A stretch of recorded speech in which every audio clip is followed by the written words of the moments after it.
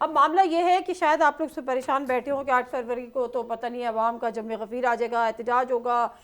Shutter down strike ہوگی، ہم کیسے نپٹیں گے؟ تو اس کے لیے تو آپ کو عرض ہے کہ جی کوئی یہ فائنل کال نہیں ہے، عمران خان فائنل کال دیں گے تو عمران خان سے ملاقات آپ نے نہیں کرانی، تو یعنی اللہ اللہ خیر صلی اللہ، راوی چین ہی چین لکھ رہا ہے۔ دیکھیں بات یہ ہے کہ فائنل کال تو انہوں نے میرے خیال سے پچھلے سال دی تھی، اور اس کے بعد فائنل کال کے بعد تو کوئی کال نہیں ہوتی، تو وہ بھی فائنل کال بھی ہم نے دیکھی ہوئی ہے، اور اس کے جب یہ دم دبا کے بھاگے تھے اور اس کے بعد یہ کہیں نظر نہیں آئے، تو یہ 8 فروری کو تو بسنت ہے، پنجاب تو بسنت منا رہا ہوگا،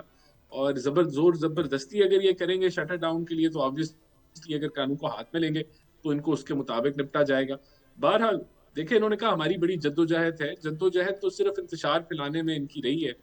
9 مئی کے واقعات کے اوپر ان کی جدوجہد تھی، پھر اس کے بعد خان صاحب کو جب موقع ملتا ہے وہ فتوے لگا دیتے ہیں، کسی کو میر جعفر کہہ دیتے ہیں، کسی کو میر صادق کہہ دیتے ہیں، صرف پاک افواج کے ساتھ بیٹھنے کے لیے،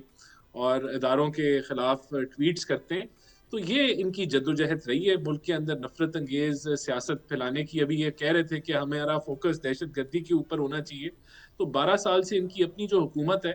ادھر تو ان کا 0/0 معاملہ چل رہا ہے، کوئی پرفارمنس نہیں ہے۔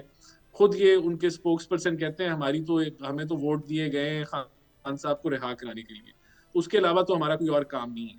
تو جب ان کی پرائرٹی نہیں ہے عوام اور دہشت گردی سے نبٹنا، جو کہ ان کا کلیدی کردار ہے اس صوبے کے اندر، ان کو اس کے لیے اضافی NFC کے اندر فنڈز بھی دیے جاتے ہیں، وہاں فوکس نہیں ہے۔ تیرا ویلی کا معاملہ آپ کے سامنے کہ پہلے تو خود اس کے اندر 4 ارب ایلوکیٹ کیے، 41 پولیس پکٹس لگانی تھی اور بعد میں مکر گئے، تو ہر چیز پہ یہ جو ہے وہ یو ٹرن لے جاتے ہیں اور ڈرامہ کریٹ کرتے ہیں۔ تو یہ ان کی کاوش ہے، یہ کوشش ہے، اور میں تو سمجھتا ہوں کہ